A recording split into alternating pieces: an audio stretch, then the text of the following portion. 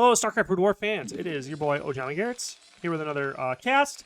And in this cast, I want to go over another little experimental build I tried out for Big Game Hunters, but then also I want to try out, or start talking about concepts in Big Game Hunters so that you can learn a little something about, like, what I've been learning since I've been since I've been playing more and more games. And the thing I want to, like, point out today is a thing called mineral saturation and zoning. And the base today, or the build today, is going to be one base fast expand, except for, one factory fast expand, but I'm going to fast expand into the same base because of the concept of saturation. So what I mean by mineral saturation is that you have this many minerals here. I don't remember how to get rid of that. Got to get rid of the... There we go. So you have minerals here on the map. 1, 2, 3, 4, 5, 6, 7, 8, 9, 10, 11, 12, 13, 14, 15, 16. Wait. 4, 5, 6, 7, 8, 9, 10, 11, 12, 13, 14, 15. So 15. And then correct saturation, from what I understand, is, at least my rule of thumb, is 3 per mineral and then 3 per gas. So a full saturation in one base on a Big Game Hunter map is 51. So that's what you want to be shooting for. I think having that number in your head will be a good metric to make you a little bit better of a Big Game Hunter player, because we'll see as the game progresses here how many players do not actually go for that number. So with that being said, we have a Terran Protoss versus Terran Protoss mirror match for Big Game Hunters. Nobody has, like, a crazy positional advantage, except for, you could say, the blue team has a better line. Like, if they had taken the middle, then they have access to these bases down here to then allow them to expand a lot more rapidly to get a lot bigger gas macro going off. But other than that, there's, like, kind of, like, no real location advantage. So first thing I do is I wall in standard. And since... How do I do this? I don't remember. Where's my production here? So I get... Oh, I do not factory expand. I racks expand. Okay, so this is a 1 racks expand where you skip the gas. And then I think you start gas up at 18-ish. I get the supply depot because we're about to supply block here. I think that timing works out here. Okay, and then I think on 18, then you grab the gas and then continue your build as normal. So essentially the theory behind this is because with double... In ladder maps, small money maps, you would take a fast expansion because you quickly saturate all of your minerals with too many SCVs and see a lot of diminishing return as you create those. But if you take a fast expansion, your economic advantage, because you're able to add more mineral patches for you to then fully saturate, will give you a lot of economic advantage. I mean, that is the standard in ladder play, in low money play. They try to fast expand. Almost every main build is to fast expand. And then my concept here is, instead of trying to push yourself out to expose yourself and put a target on your back, because 3v1s are very common in Big Game Hunter maps, why not wall off and then fast expand into your own base to then, fully saturate your minerals more so that you can tech faster or harder. You can eco boom, as they call it in Age of Empires. So you can eco boom, but essentially what this does is it keeps you out of the game a little bit longer, so then your teammates don't really have you to rely on too much. But, based on the action that I was watching, is that I saw this guy was cannoning. So I was like, oh, thank goodness, he'll probably be able to hold a push. And then this guy had, like, a some sort of wall. Anyway, I didn't really care what they were doing. I was just trying to experiment and try out this build here. So the ideal... Okay, so I did the math, and it's about 13 seconds per SCV. So then you should have full saturation of your first base in about 11 minutes of just constant production. And then you can kind of cut that... You can take that time... You can cut that time down by creating a second command center in your base here, and then you would be able to boom harder into your macro production. So we have a lot of harassment here. So I got really lucky too that the Zealot harass went across the map, and it did put this guy into a very severe economic disadvantage now, because as you can see, I am now 13 SCVs ahead of this guy. Even though he has factory tech online, he will not be able to facilitate that pump. So you know what I mean? Because he's going to be spending a lot more minerals trying to come back into the game. Did he go mines? I'm not sure what he went here, but he's going vulture to try to hold. And now he's, like, trying to catch back up. So he had to pull from his gas just to get back mineral production. So it's kind of like not a real lead anymore. So because I was able to hold on my wall, I got really lucky with my positioning. Nobody pressured me. This build really is going to start to take off here in a little bit. The one thing I do kind of regret is going double gas. 1 gas is probably good enough until I had the machine shops going. because the rule of thumb from Flash, my father Flash, my dad, is that you only need one machine shop producing factories, producing tanks per gas. So, like, I don't know if it was really necessary, because as you can see, I have a huge amount of gas banked up. You can see this fight going on over here. And this is also, I'm going to pause here real quick to talk about this, is that this is kind of the disadvantage of doing something like this, because your troops are going to be way, way, way behind, because I just got the one vulture ready and the one marine. Two vultures, sorry, but whatever I had, you just set it across the map. That's kind of what you do in this situation, from what I've been noticing. You just whatever you got, set it across the map. Don't matter. You just got to, like, show your teammate that you're attempting to help. Then they can call you stupid. They can call you whatever slur they want to call you. But whatever. One vulture is better than nothing. I can micro a lot of these. Zealots. So then the other Terran player sending up what he's got. But, you know, we'll be able to clean this up pretty good. But he had a sneaky base over here. So good for him. So this is like a fake kill. But now we are kind of back. We are back to even, if you think about this, because he did the harass, knocked this guy back quite a bit, but he still was able to get the 3-fact vultures going. But he is still kind of slowly coming back to the game. He's only 17, still behind almost everybody, but now that we're able to counter and then harass and shut down this guy's economy. So now he is into a catch-up phase. But as you can see, I am not being harassed at all. Did I block it? I believe I supply blocked here and go, oh crap, I have all this. But then, like, this was such an almost clean execution. But I remember supply blocking a few times, trapping these guys here, doing like a lot of this. Because this is like new for me. This is like, I've done this a couple other times before, but I've never really did it well. Okay, so nothing really going on here. We got legs, standard, DTs. Ooh, DTs. Ooh, DTs. So you pile on walls. If you see walls or something like this, then you can expect cheese. That's kind of something to just, if you see just a complete block, then you can expect cheese, okay? You see a complete block. This guy, not really, actually. So this guy's just going, looks like Reaver drops. Cool. Good for you. That's kind of cool. You don't really see that. I don't see that a lot in Big Game Hunters, but I'm still a noob. But, oh, right. So part 2, zoning. Okay, so now that I hit the board, oh, no. My bad. He hit the board first, so he's putting out all these mines, but then my pump is happening, because now I'm really starting to produce vultures, so I go out to try to just come down here and just deal with the rest of the problem that's going on. And I do run into a few vultures. So there's a thing in the Terran versus Terran called Vulture War, and you want to take them. If you see that you have an advantage to get like a pick on 2, you catch 3 and you have 6, hit them and kill them, because these early vultures are super important to kill. So I take the Vulture War, I bring it back, I try to fall back a little bit, waiting for more troops, and then you want to... Sure, you want to micro down. This guy just attack move. So you want to micro down one target at a time. As you can see, you can just like get rid of entire waves of troops. And then because the Terran player is now down here, I've done this. Also, I do want to point out I did not scout this game. It's something I've not been doing as a Terran player. And then I'm going to try to contain his siege push. That's what these mines are for. So zoning. As a Terran player, you want to try to cut the map in half. So you just want to contain. This happens like all the time. You don't want to be the guy who is contained, because then you have to spend the whole game fighting out or transition into like drops or something like that. It's like you want mid. So just come out, take mid, drop all your mines, create them, you know, just get rid of them. He's doing a little bit of work here, getting rid of the mines that are on the board. And I am placing mines in replace. As you can see now, though, let's take a look at my economy versus the other Terran player. Because of his harassment, he's still like desperately trying to catch up. He's trying to add more factories, but you know, at this point, let's see his his spending is like really, really high. You know what I mean? Like he's really low. I'm doing really bad. Like I said, again, I regret taking the second gas so early because I am banking a lot, but I don't utilize that. You know what I mean? This is like I'm falling a little bit behind mineral wise, but now I'm finally like in excess of minerals. But now, as you can see, 1, 2, 3, 4, 5, 6, 7.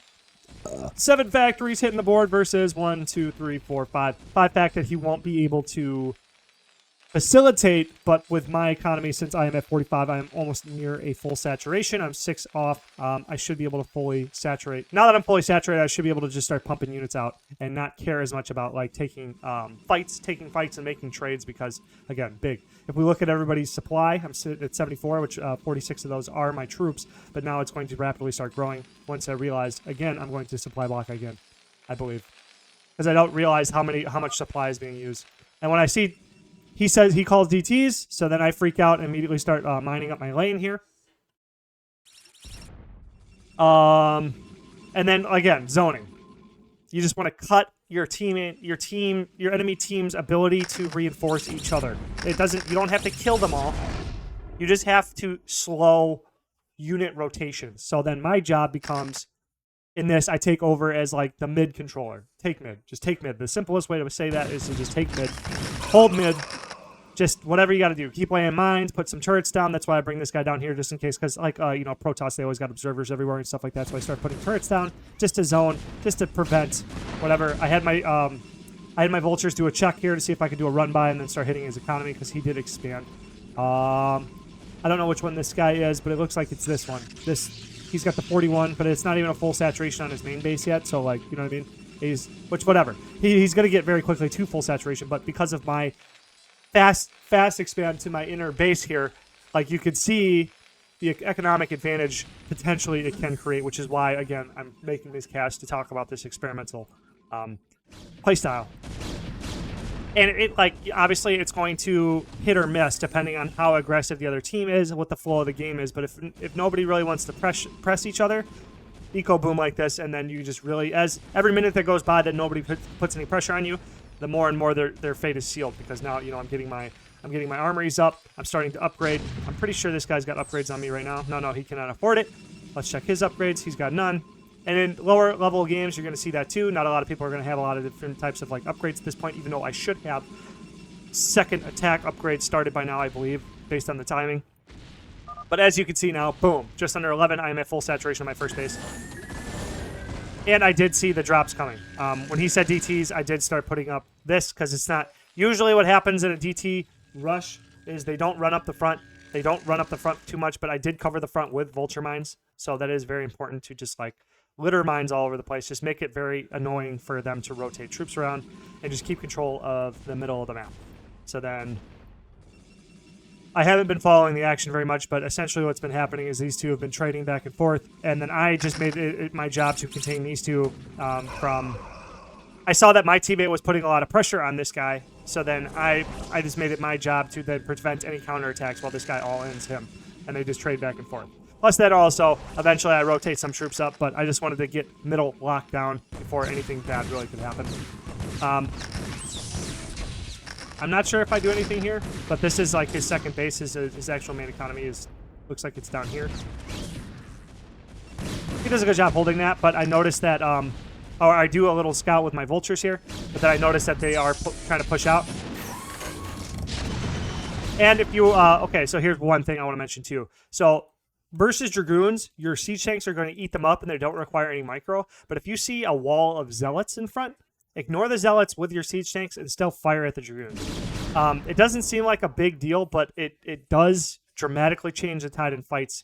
And it does, like, because whatever vultures are left over, like, if you could just kill the dragoons before your tanks die, then whatever, the zealots versus the vulture, the last skirmishes that go down, you're going to win that fight because vultures beat zealots, but they don't beat dragoons.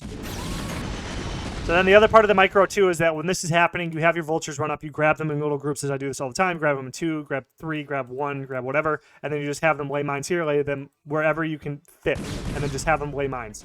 Because it's doing two things. You don't care about if the mine's going to go off and hit, but it draws fire from all of the dragoons. And it forces them to respect the vultures, too, because the mines will come in, and they will kill all of the dragoons if they don't deal with them. By either moving back, or... As you can see here, they're going to lose a dragoon here for free. 2 dragoons go down before my siege tanks even need to take another volley. Boom. Cleaned him up. Because he didn't have any zealots on the front of this line. So Gateway Man over here did not push anything.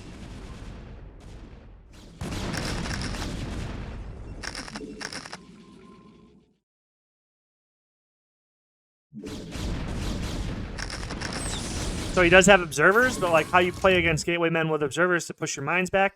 The mines are there just to like scout, force them to do something about it. You know what I mean? It's to force them to do more to deal with you. So that's what they do. So then also then you want to bring some SCV-ins and you want to start laying turrets down in the middle too to shoot down observers so they can't just like indiscriminately push forward across the map. They have to respect you. They have to deal with you. They have to then tech up to deal with you. Because this is all, again, this is all to just protect this guy to push so that he can finish his job. Because as long as he's winning this fight, I'm not going to go help him, because why would I pull back and leave the mid open for a counterattack? Keep reinforcing the line, keep reinforcing the line, keep building turrets. Also, just building turrets, building buildings in the middle of fights, having the SCV out there, all of these things are going to help, because like on the big game hunters especially, you're not going to see at the lower levels, you're not going to see a lot of microing on these large scale battles. So then you doing little micro tricks, like it's not even combat micro, it's just like this. You see this vulture? These guys just do what they do. And since there's no zealots to like having to then focus fire the siege tanks on the dragoons, you just bring the guy up here. He lays a mine out. That's dragoon that A moves. It's got 2 targets, 2 aggressive targets. It's going to prioritize, and it's going to take 1 shot. 1 shot at a mine is 1 shot not on your vulture. It's 1 shot not on a tank. It's 1 shot. You know what I mean? So then it's going to allow you more time for your siege tanks to reload and then blow them up. Boom, easy. Just keep laying the mines. Keep laying the mines. Keep forcing them just to, you know what I mean? That observer's right there, but who cares? We're just going to push the turret line forward. They're going to continue to do their little fight here. I'm just keeping an eye out there on my mini-map here, as long as I'm containing. So here come the zealots. That's why we're also doing mines, because he's going to try to run them into my siege tanks to blow up my line, but that's fine. That's fine. You know what I mean? He got 1 tank off that, and the only other things he took out was minerals. But minerals are, you know, a dime a dozen, bro. Like, we could just, like, and I'm spamming the crap out of these vultures at this point, too. Because I'm on 1, 2, 3, 4, 5, 6, 7, 8, 9, 10. 10 fact with upgrades incoming. I don't know if I have 1 yet. Nope. But we also then have trapped Terran player here down here. And as you can see, he's just coming into 35 at 12 minutes. So he's, like, 20. He's 20 SCVs behind me. So he's literally 1,200 minerals a minute behind my production. Okay, so then, you know, he's got that fancy little drop, and he's doing this to this guy here, but he doesn't realize, because he doesn't have eyes in this guy. No academy. I don't know if I have it yet. No, I do not have it either, but he does not know about secret base down here, so he doesn't know that he's actually not dealing significant damage to this guy, or to our team, because his gateways are, you know, they're still able to produce because he's still down here producing, which is, you know, he's behind, obviously, but he's still producing. So this is like kind of a non-fight, and I'm winning my trades here, and he's winning his trades here, so then this is not actually progressing their team's game state. Though it does, if they had the observers on this team, you know, it's easy to say this from hindsight, it's easy to say this from the observer seat, because I can see the whole map and say what they're doing wrong, because I can see everything. But, like, in the fog of war, it's very, very different, obviously, but, you know, I got my mines here, we got the observer here, we're scouting, I'm just paying attention to unit rotations. I'm just making sure that I'm winning the trades here, just winning each trade, keeping my supply high, working on getting my tech, just working on macro, just holding position, holding it down here, while I just pay attention and just keep eco booming more and more forward, and just whatever, you know what I'm saying? Like, just keep massing up, keep massing up. I could lose all the vultures in the world, but it doesn't matter if he's going to run out here and lose all of his dragoons. And now he's converting into a mostly zealot army. So then the more, you kind of want this too, because he's like, oh, I have zealots with legs, I need to push out to get to these tanks, but then I just really ramp up vulture production, because I can hard counter the fuck out of the zealots are going to try to push out. Plus, you know, the fight's here, he's breaks out here, so that I send 3 tanks just to support, and just long range support, pop these turrets for him, and just set up and just zone. So we're just coming into kill shot range here. I don't know. Oh yeah, I come back down here for this fight. The zealots all come out, which is fine. You want to do that, bro? The mines are going to clean that up pretty easily. See how I changed the focus fire here? Just make sure you kill the dragoons before you go back to the zealots. Because if there's no more dragoons, then your team composition, your army composition is going to win. And he can make all the zealots in the world that he wants. I will just keep making millions and millions of mines and make this impossible for you to push through. Because without dragoons, too, you're going to have a really hard time pushing through all these vulture mines. Plus, you know, I go up and I see that some are out of position, so I just come in, I drag them out because they're not at holding position, and I'm just trading positively here. We got the siege tanks here. Terran comes a little bit late, which is nice. This could have been a bad drop into our area here, but I mean, like, I was a little bit protected, but he could have made it to my back line and caused me some issues here. But you know what I mean? Just holding this guy in, not allowing these two to come back. You know what I mean? I push up with the tanks just to hit these. I just want to hit these turrets. Or no, I guess I just splash on these zealots here, because why not? He quits.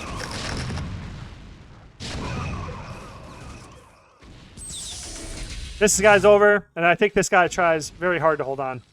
So now we're going to have the Terran versus Terran, the dreaded Terran versus Terran. But at this point, if you're this far ahead, you just take all your units. Don't worry about micro. Just start spending all your money on as many troops as you can fit in your economy line, and just send them all down. Just send them all. Who cares about trading here? You know what I mean? Because it's 3-on-1. Just who cares if it's a 2-for-1? If it takes you 3 units to kill one, as long as you get 3 vultures for every one of their vultures, you will profit. It will cancel out enough. You know, I'm sending down this guy here to make a turret so that I have vision on these mines. But you know, whatever. Ends up, who cares? Turret zone, or siege tank zone, in case he wants to try to push back. We let the Protoss units go through and absorb all the shots. And at this point, it just becomes tower defense, and how long can this guy hold on? And he just gets all the way in, and he pushes down all these tanks. So good. And then the vultures come in, whatever I can break, and then try to cause splash damage on his own units. Kind of my idea here. And then he's got a lot of units here to soak up damage, so then my siege tanks can get into position, and then, like, get a kill off.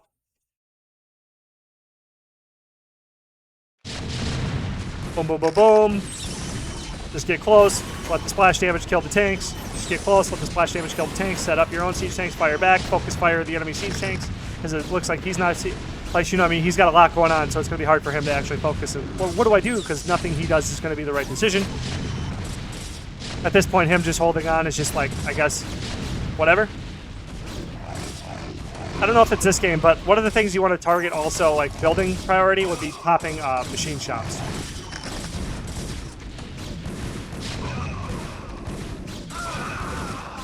I want to also comment on SimCity. So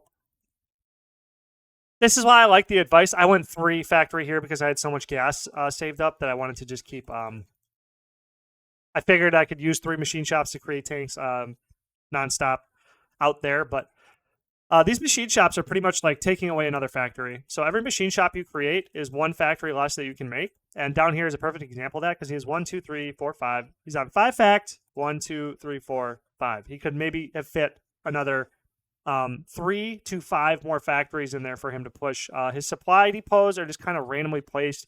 You kind of want to have an area. In another video I talk about this, but you kind of want to have an area.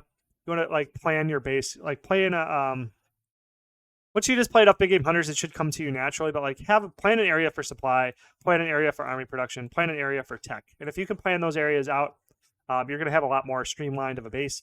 Like I like to start supplies on the edges and then work my way in, just so like, you know, sometimes you don't even get to 200 supply, which that's kind of newbie on my end, I believe. But you know, I still have enough for like 24 more right here. I have enough for like 24 more right here, and I should be able to get to the 2,000 without really getting in the way of production. If I was a little bit more polished, I could probably fit like 3 or 4 more factories in here, and that would allow me to go 1, 2, 3, 4, 5, 6, 7, 8, 9, which, you know, 12 to 15 factory is going to be really good.